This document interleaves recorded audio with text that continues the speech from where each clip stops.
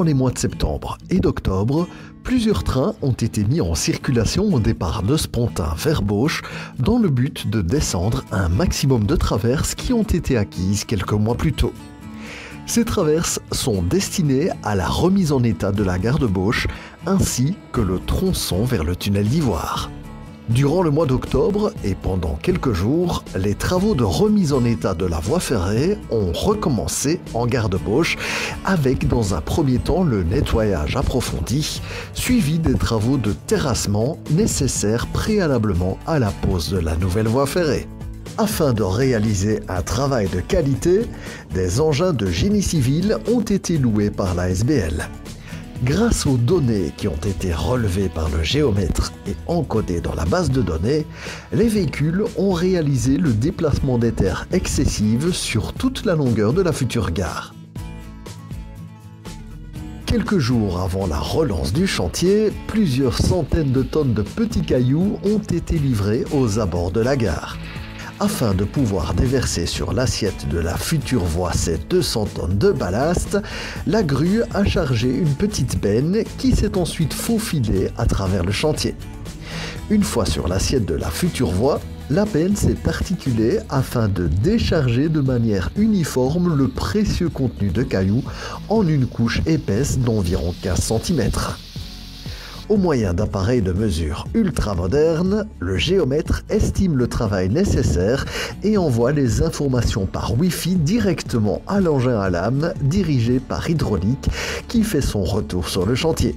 Au fur et à mesure des différents passages, la lame répartit uniformément la couche de cailloux en une hauteur parfaitement rectiligne.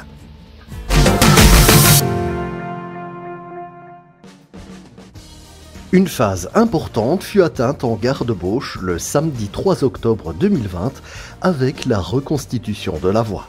Les traverses ont été posées et alignées sur l'assiette parfaitement plate et les grues sont entrées en action pour poser les rails sur les selles. Les rails ont été ensuite fixés entre eux ainsi que dans l'éclipse. Il s'agissait d'un travail d'équipe aidé par la technologie. Le 10 octobre, les 2 derniers coupons ont été posés selon le même mode opératoire et l'issue de la journée fut couronnée par le placement de l'aiguillage côté ivoire.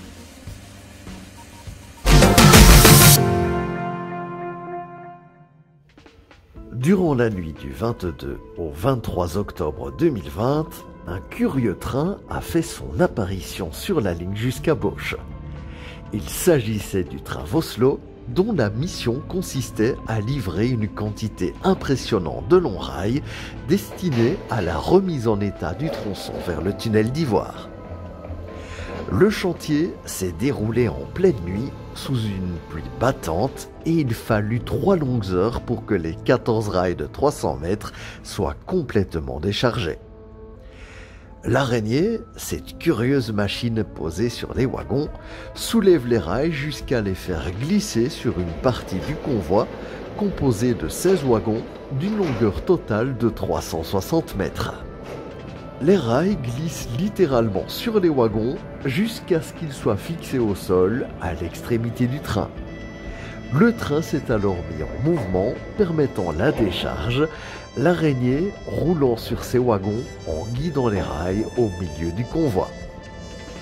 L'opération se déroula selon le même mode opératoire, pas moins de 7 fois, jusqu'à ce que l'ensemble de ces 14 rails soit déchargé.